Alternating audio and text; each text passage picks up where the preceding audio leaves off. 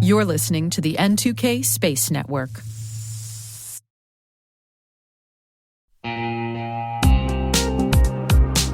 Ever wished you could rebuild your network from scratch to make it more secure, scalable, and simple?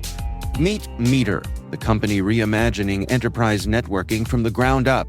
Meter builds full-stack, zero-trust networks, including hardware, firmware, and software, all designed to work seamlessly together. The result? Fast, reliable, and secure connectivity without the constant patching, vendor juggling, or hidden costs. From wired and wireless to routing, switching, firewalls, DNS security, and VPN, every layer is integrated and continuously protected in one unified platform.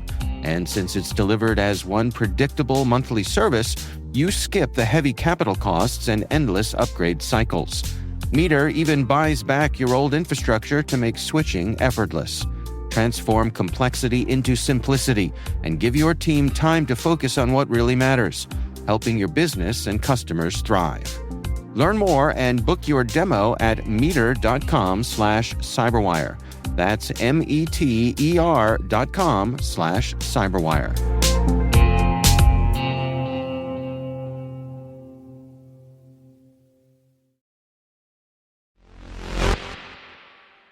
Today is November 13th, 2025. I'm Maria Varmazis, and this is T-Minus. T-minus 20 seconds to LOS T-Dress. Go for deploy. Roger, roll. 5. SFL Missions has been awarded a contract by GHGSat to develop 2 additional commercial microsatellites for the GHGSat greenhouse gas monitoring constellation. 4. SES has extended a multi-year, multi-launch services agreement with Relativity Space. 3. SES and Infinite Orbits have signed an agreement for 1 geostationary satellite life extension mission. 2. Xairos UK has been selected by Raymetrics and the European Space Agency for the delivery of a quantum receiver for the Observatories to Optical Ground Stations project. 1. Voyager Technologies and Infleqtion have announced a strategic partnership to advance dual-use quantum technology in low Earth orbit and beyond.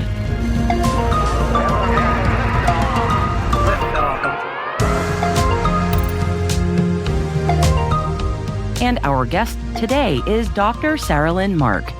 Dr. Mark worked at NASA and has since founded iGIANT, studying the impact of gender and sex on innovation and novel technologies.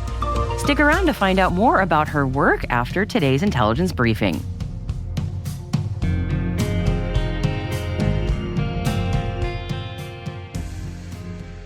Thank you for joining me on this Thursday. Let's get into it. First up, Voyager Technologies and Infleqtion have announced a new strategic partnership to advance dual-use quantum technology in low Earth orbit and beyond. The 2 companies plan to demonstrate advanced quantum technologies, beginning with the integration of Infleqtion's Tiger quantum atomic clock aboard the International Space Station, and then on Voyager's commercial space station Starlab. The addition of an alternate high-precision, secure time source in space is expected to provide impact to both commercial and national security missions, including those associated with Golden Dome. They say it will enable autonomous spacecraft coordination and secure communications across constellations. Infleqtion has already contributed to NASA's Cold Atom Lab, which is currently operating on the ISS. They plan to work with Voyager, building on that expertise, to extend quantum capabilities into the commercial era, powering a new generation of spaceborne data, navigation, and sensing applications. UK-based quantum technology company Xairos UK has been selected by Raymetrics and the European Space Agency for the delivery of a quantum receiver for the Observatories to Optical Ground Stations project. The project is upgrading 3 Greek astronomical observatories to operate as optical ground stations within the Hellenic Quantum Communication Initiative, with the aim to support quantum-secure communications from space. Xairos will support the team led by Raymetrics to provide quantum receiver capabilities at one of the sites, allowing the delivery of quantum encryption keys from the Eagle-1 satellite. SES and Infinite Orbits have signed an agreement for one geostationary satellite life extension mission. This will be the first commercial life extension mission in Europe, and it will be carried out by Infinite Orbits' Endurance docking vehicle, which is designed for life extension missions. Endurance's launch is currently planned for late 2027 and is expected to dock with one SES geostationary satellite following an in-orbit demonstration. This life extension vehicle has been designed to offer Infinite Orbits' clients a new generation of in-orbit services, including station keeping, pointing management, orbital relocation, and end-of-life disposal. And in a related story, SES has extended a multi-year, multi-launch services agreement with Relativity Space. The companies are partnering for multiple launches aboard the Terran R that will bring selected SES satellites to their final orbital position. The expanded agreement includes previously unannounced SES launches, and Relativity Space's Terran R is currently aiming for its first launch in late 2026 from Cape Canaveral, Florida. And over in Canada, SFL Missions has been awarded a contract by GHGSat to develop 2 additional commercial microsatellites for the GHGSat greenhouse gas monitoring constellation. GHGSat C18 and C19 are being built, integrated, and tested at the SFL Missions facility in Toronto, where 37 satellites are currently under development for commercial, government, and research organizations worldwide. Once completed, the satellites will be transported to Vandenberg Space Force Base in California for launch together on a SpaceX transporter mission.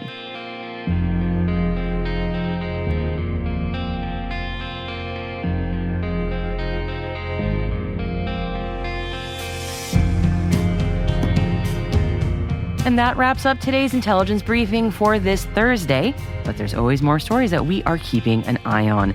N2K's senior producer Alice Carruth joins us now. Alice, what other stories are you following today, and where can we find out more about them? Thanks, Maria. We include links to the original sources of all the stories mentioned throughout our show in the selected reading section of our show notes. Today, we've included links to 3 extra stories. Third time's hopefully a charm for New Glenn, which may or may not have launched by the time we publish today.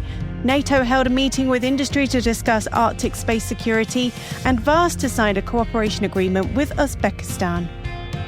We here at T-Minus do ask a lot of questions, and we bet that you do too. So is there something that you've been wondering about lately that you just need some answers to? Maybe a particularly confounding new technology concept, or a hard-to-decipher bit of governmental regulation now that the government's back open again that could use some context?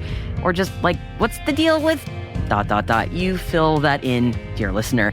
I am positive that there's something on your mind, and we want to know, what are you mulling over? What's the workplace debate of the day?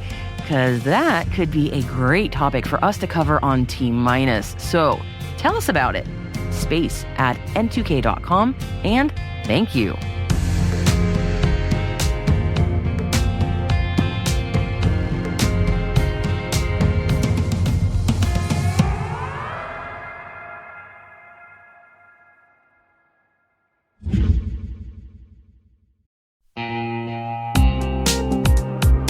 At Thales, they know cybersecurity can be tough and you can't protect everything.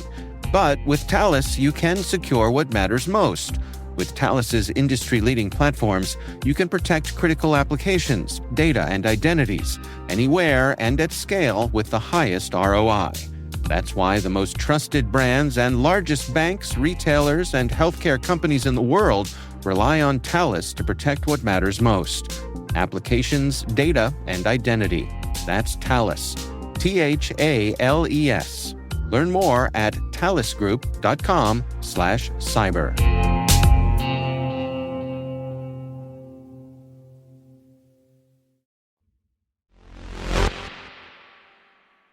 Our guest today is Dr. Saralyn Mark.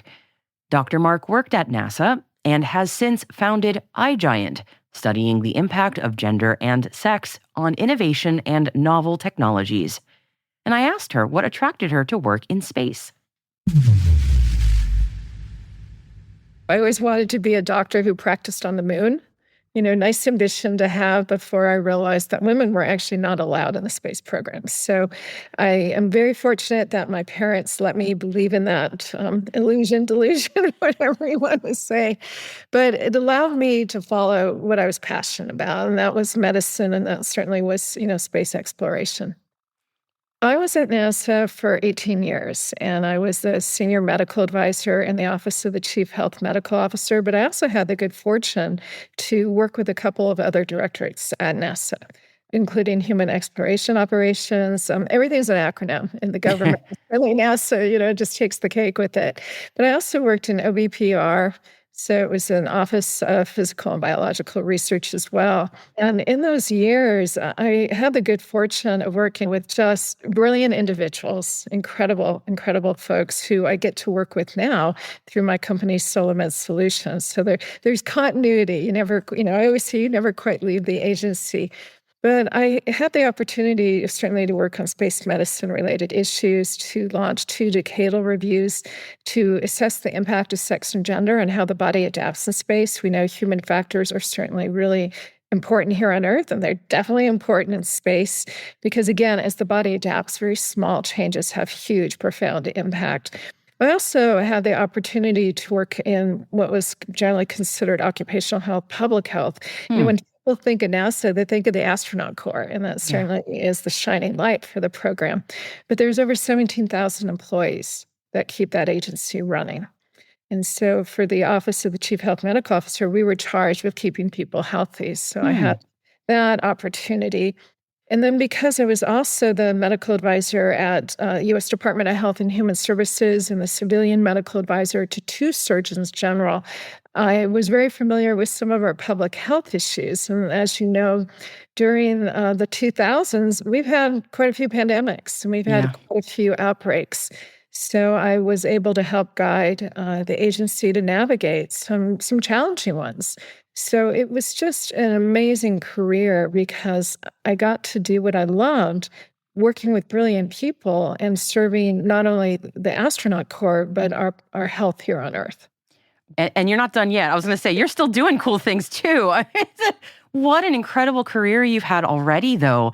I'm curious, given the incredible viewpoint that you have, both with your career and your different organizations, what are you really excited about right now?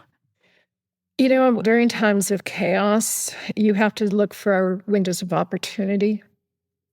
And I am excited about what we don't know, because we're going to now have to go out and find it and then try to find ways to utilize it so it benefits humanity. So, for example, with SolarMed Solutions, we're launching a 7-part virtual roundtable series on bioethics in space medicine. And I'm so excited about that because the commercial sector is really going to take flight. It already has, and it's only going to amplify. But a lot of the questions that we're asking regarding ethics and bioethics, they haven't been answered. So we're going to bring together leading experts across those different stakeholders to begin to ask the questions and hopefully answer them, which then eventually impacts policy and hopefully impacts the way that we conduct our missions so that it's safety. It's safety and mission assurance. And so I'm very, very excited about that part of it. We're also looking at launching Space Explorer Summits, interactive workshops.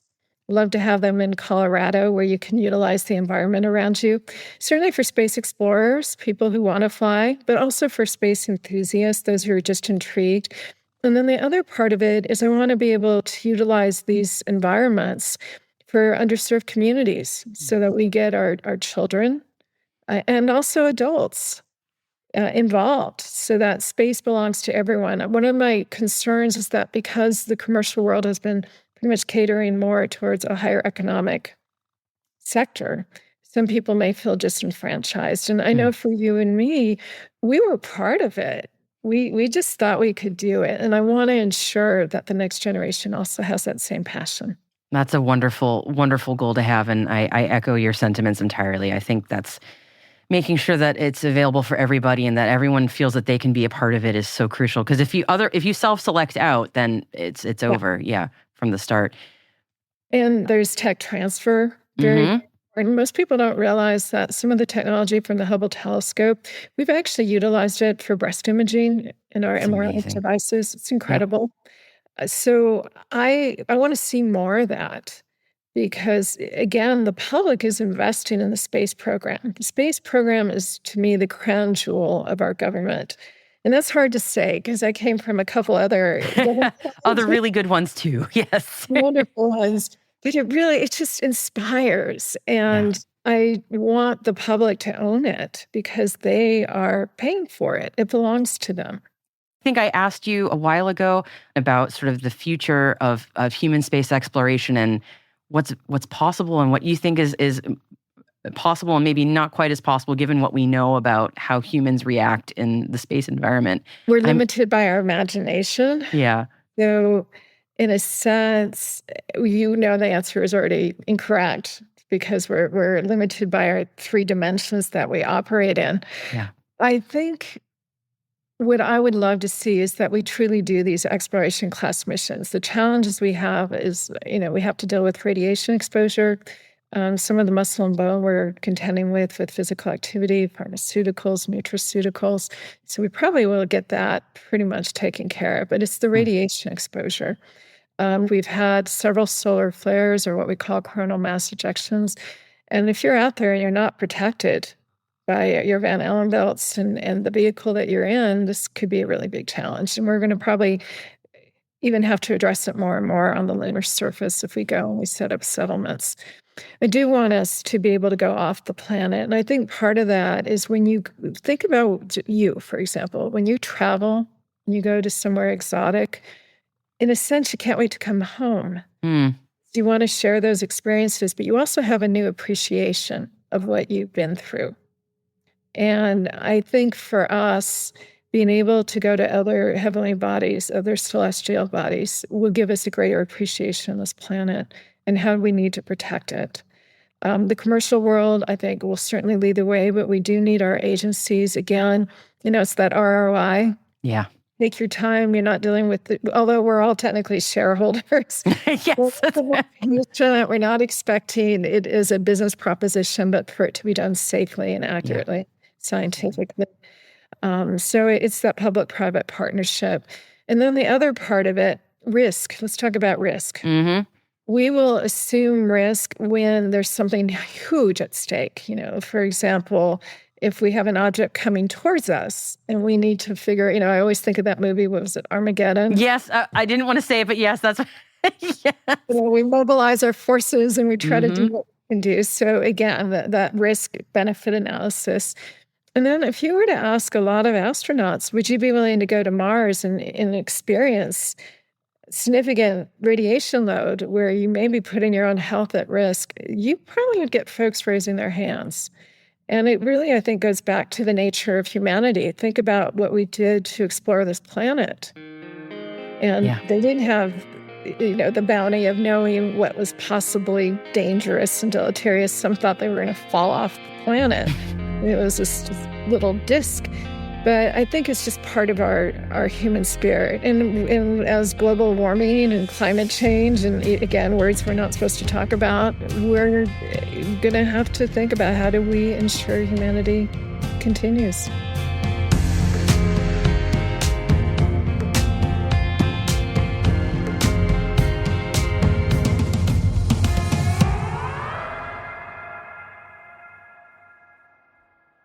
We will be right back.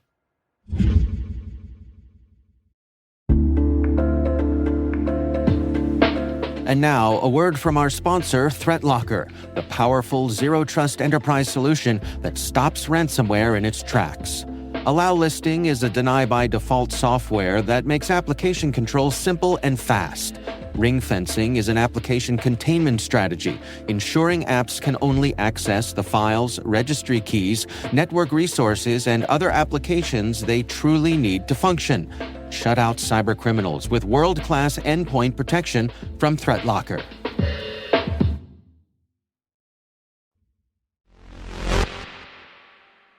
Welcome back. There are some truly elegant solutions out there being tested for space debris. capturing it, ensnaring it, if you will, nabbing it with super advanced arms. I mean, valid. We do need those capabilities. But let's also be real about what we call space debris. There's space trash in it. So what do you do with trash? You throw it out. You toss it in a garbage bag. So yeah, no surprise that there's also a startup working on space debris removal that uses the good old garbage bag method, but in space, of course, so it's fancy. And that startup is California-based TransAstra, and it has been working on its inflatable capture bag, which is a scalable system designed to trap space rocks or, orbital debris. No need for nifty robotic arms in this case. Just grab the garbage in the bag. And the company recently tested a prototype aboard the ISS and is now building a 10-meter version backed by $5 million in NASA and private funding. And the goal is to keep making bigger and bigger bags in order to capture things like defunct satellites and even maybe one day asteroids up to 100 tons in size. And once those items are in the bag, literally, they can be processed for materials while still on orbit. Yes, so in-space recycling. Founder of TransAstra, Joel Sercel, says their technology addresses core challenges for space debris removal, as well as nabbing small asteroids for mining and processing. And while it could absolutely help clean up orbits around Earth, it could potentially enable in-space resource extraction too. So imagine mining tiny asteroids, not by delicately grasping them with the most advanced of robotics, but by putting them in a bag and then processing them entirely in orbit.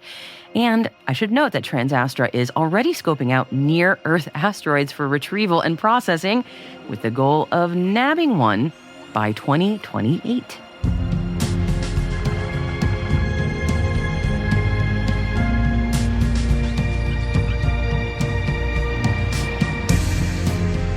And that's T-Minus, brought to you by N2K Cyberwire.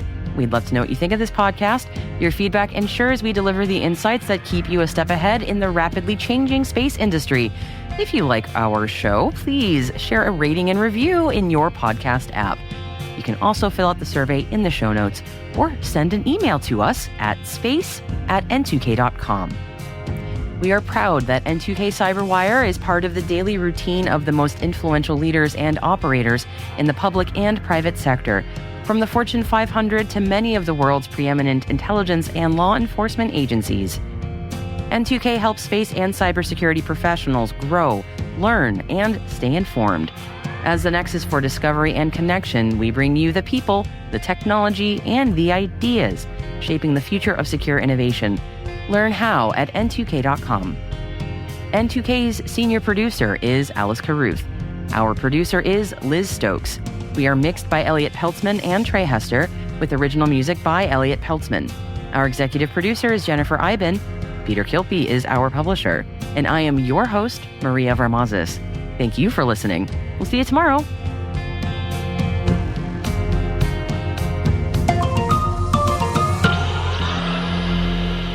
T-minus